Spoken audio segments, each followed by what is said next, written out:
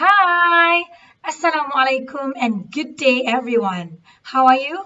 I hope you're all fine. So today I am going to present to you our research on university students' perception on adolescent pregnancy and sexuality. So these are our research team members. The first one is me, the presenter, Fazlina binti Hana Rasid.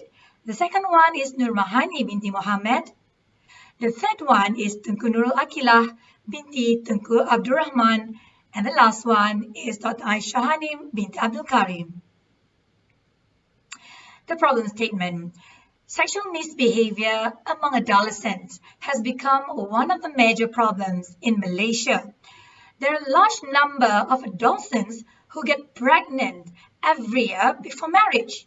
It is about 18,000 teenagers who get pregnant each year, according to SAID 2019. So this has given a lot of effects on a mother and baby dumping problems as well as abandonment of babies.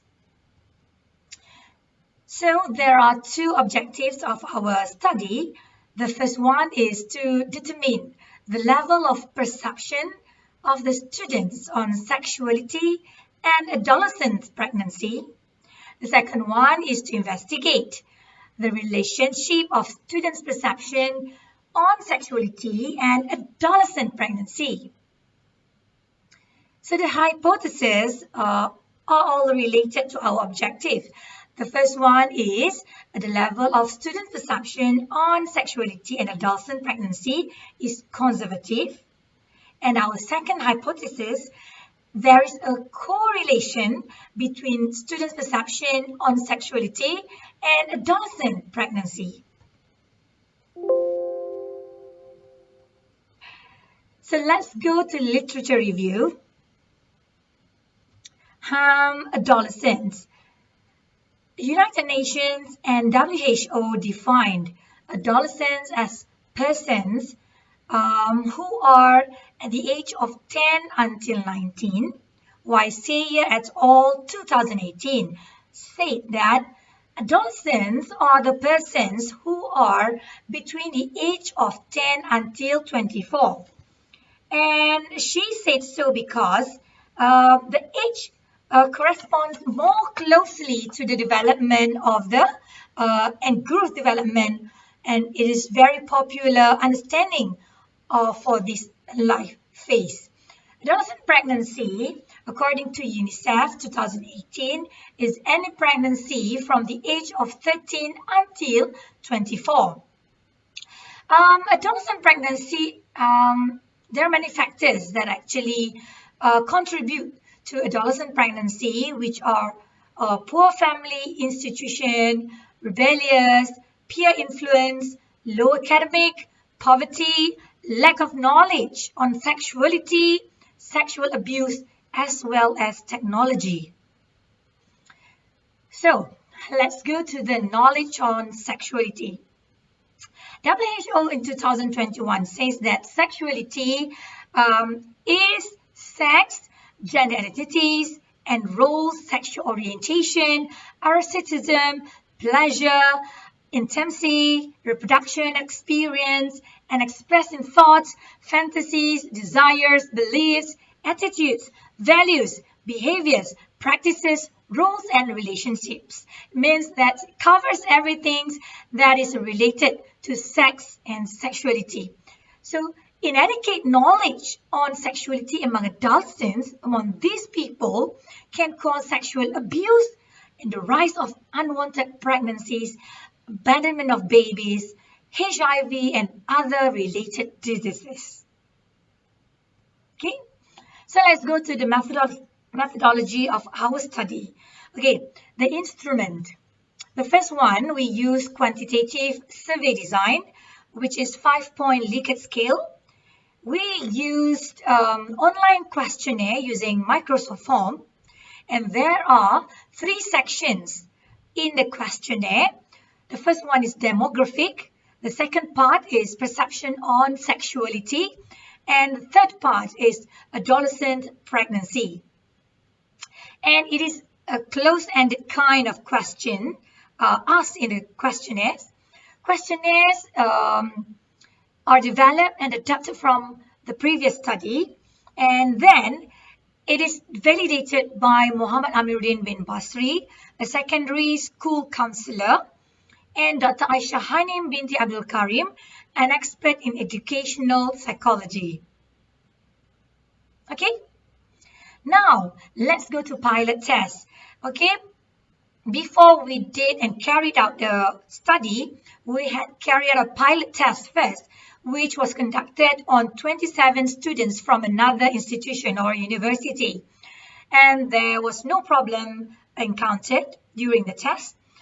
And for data collection, the population is 309 first-year students of a faculty in one of a local university in Selangor. For the sample, there are only 81 respondents, which is actually only 26.2% out of the population turned up to answer the survey. And we used purposive sampling method for the data collection. So let's go to data analysis. We use SPSS Statistical Package for Social Science, IBM SPSS 29.0. The tests used in this analysis are, the first one is descriptive analysis to find the mean, median, mode, especially for the demographic parts. And then we used Pearson correlation analysis to find the correlation between students' perception on sexuality and students' perceptions on adolescent pregnancy. So the results. Let me share the results on demographic first. Okay, let's look at the first one, the gender. Okay, when we look at the pie chart, we can see that there are 77% of female respondents and 23% of male respondents. Okay, and then let's move to the age. There are 64% of age 21 until 22, 24% between the range age of 19 until 20, and then only 12% age 23 until 24. Okay, because they are first year students, most of them are around 19 to 20 years. And if there are more than that, maybe because they came from other universities, because they had done their diploma and so on. There are many reasons, okay? And then let's go to living with. Okay, when we look at the pie chart here, most of them live with biological parents, okay?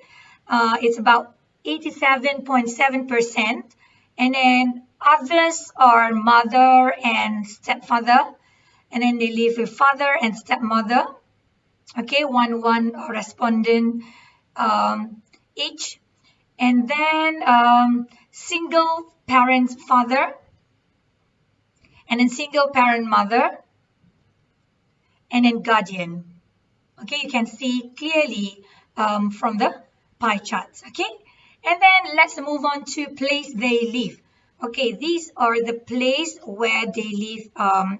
They live in with the family. Okay, when we see here the mode or the highest one is the mid-urban area. Most of them, okay, which is 59% live in mid-urban area, and then 24% lived in urban area, and then only 17% lived in rural area.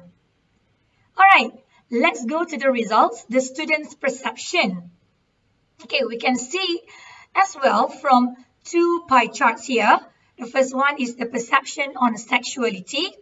Okay, the mode, the highest results is the moderate. Okay, the moderate classification, which is, we can read from the data, the scale, which is 31 until 48. Okay, so we categorize that as moderate.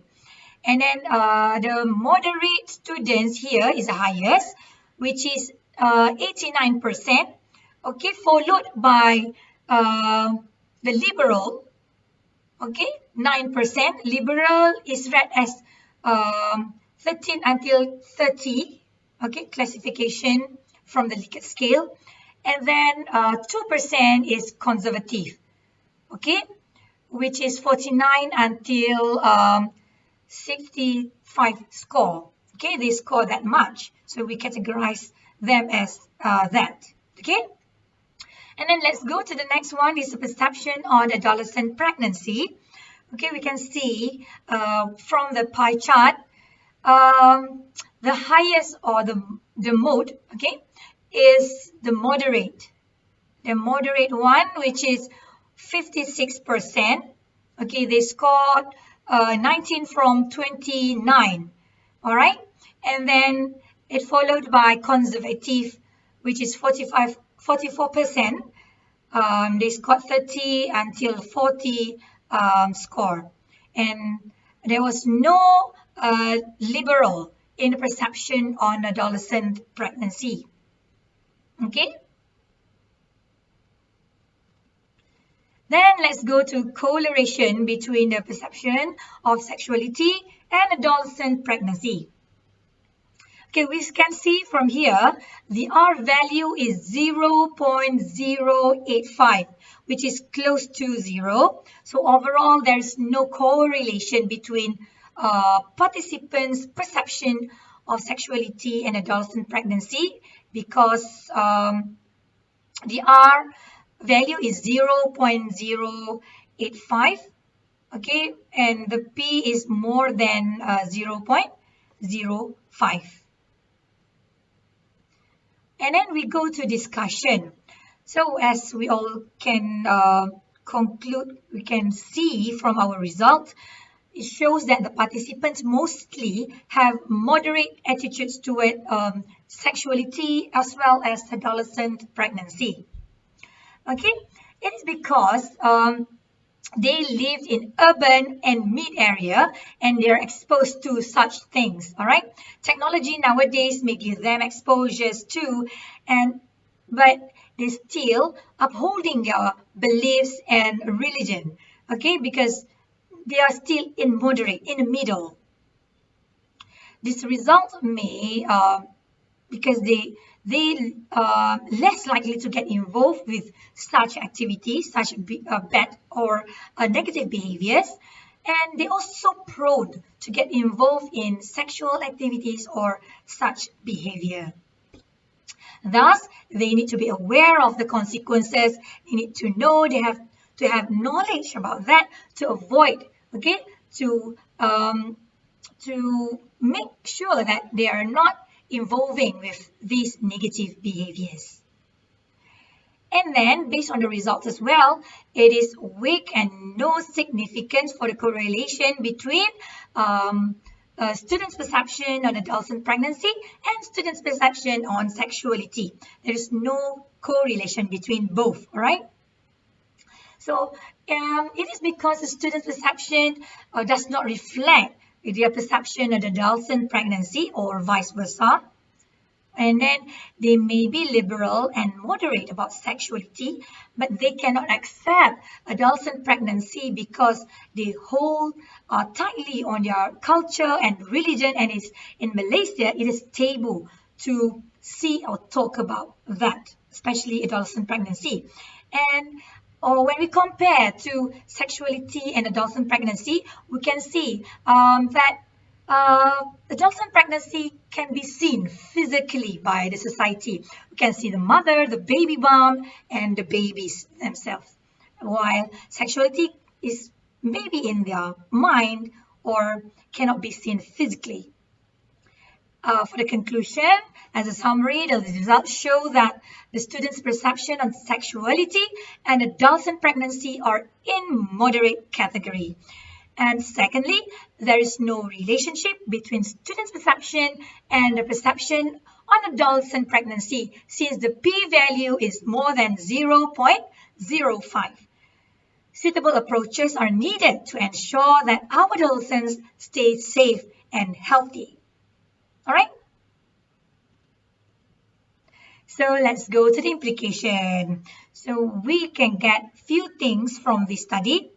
The first one is to get opinions and new insights from adolescents regarding this sexuality and adolescents pregnancy. And it gives chances to adolescents to voice out and give their views and give information on what they know. And this study also gives awareness to them when we are carrying out this study. So they will know about adolescents' pregnancy and sexuality at the same time. And this data help the authorities, policymakers to tackle sexual problems and find solutions based on this. Okay, that's all from me. Thank you very much.